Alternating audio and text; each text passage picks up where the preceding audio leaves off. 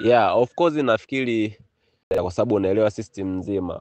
Nafikiri wewe mwenyewe umeona jinsi ambavyo sisi kama vijana tumekuwa tukijituma kwenye chama mpaka tumepewa ile kila tunapewa mpaka operation zile za kanda, ni kuonyesha mioyo yetu kiasi gani tupo tayari kukitumikia chama, hususa katika kuhakikisha tunapambania maendeleo ya nchi yetu. Lakini sasa wewe unaweza kuwa ni shahidi mojawapo mambo ambayo yanafanyika ndani ya chama yani yanaweza kuwa yana maovu makubwa kuliko tunavyofikiri na kuwakosoa tuliokuwa tunakosoa huku niliko sasa.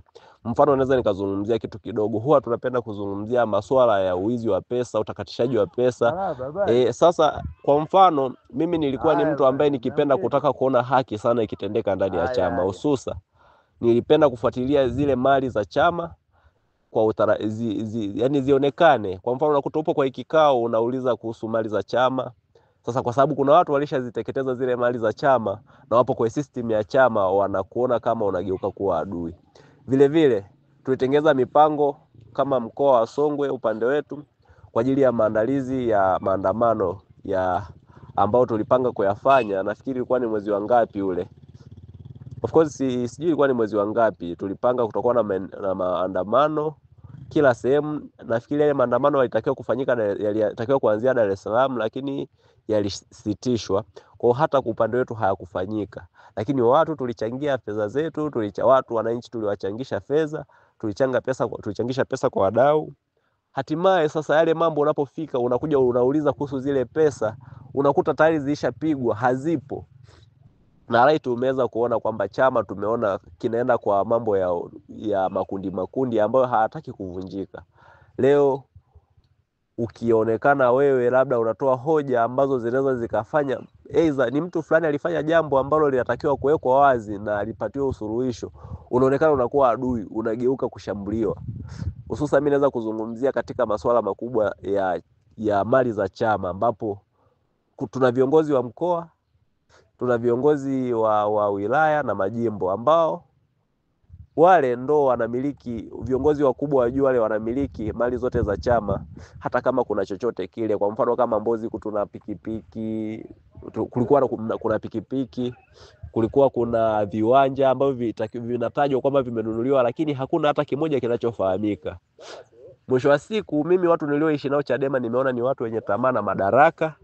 Nimeona ni watu wenye tamaa, yani ni watu wenye tamaa mbaya kuliko hata viongozi wanao tunawasema vibaya ambao ni wa CCM. Kwa sababu mimi nimeishi na wale watu wataka, kwa mfano kama mwenyekiti wa jimbo langu la Mbozi la Vwawa wa Chadema.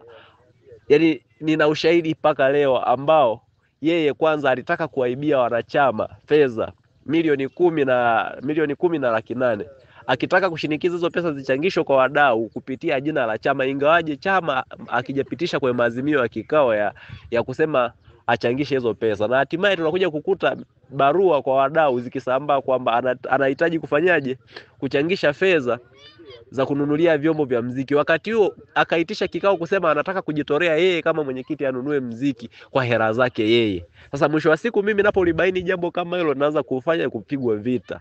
Ndio nafikiri kuna kipindi uliona nikiwa nimesambaza hiyo barua ambayo ilikamatwa mtaani ikasambaa, ikaonekana na mchafua mwenyekiti, kwa sababu tunaona as long as tuna makundi mabaya ambayo hayawezi kuvunjika ndani ya vyama, na hayo makundi yamelenga sana katika maslahi ya mtu mmoja, hajalenga kwa ajili ya kusaidia jamii yetu wala nini, wala serikali yetu wala nchi yetu. Unakuja kuona kwamba sasa kila mmoja anafanya kwa impact ya familia yake, kila mmoja anafanya kwa lengo la kujinufaisha yeye afike malengo yake. Aidha tungekuwa tunafanya kama ni taasisi, tungekuwa tunapanga mambo kwa pamoja, tunaenda kwenye uchaguzi kama ni wabunge yanaenda kwa uhuru, yani tunafanya uchaguzi ambao ni huru na haki kweli kama tunahubiri demokrasia.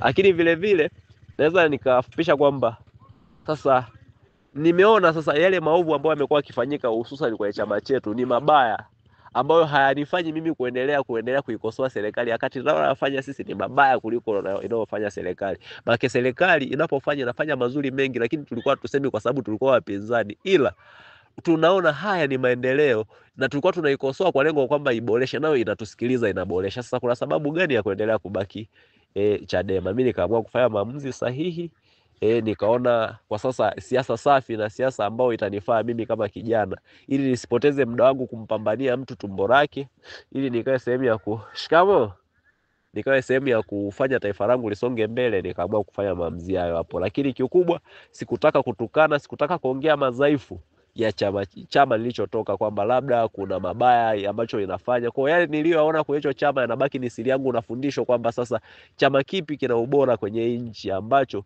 kimelenga hasa kuwasaidia wananchi. Kwa sasa nipo field, nimepita kwenye field ya Chadema, sijaridhika nao, niko field ya CCM.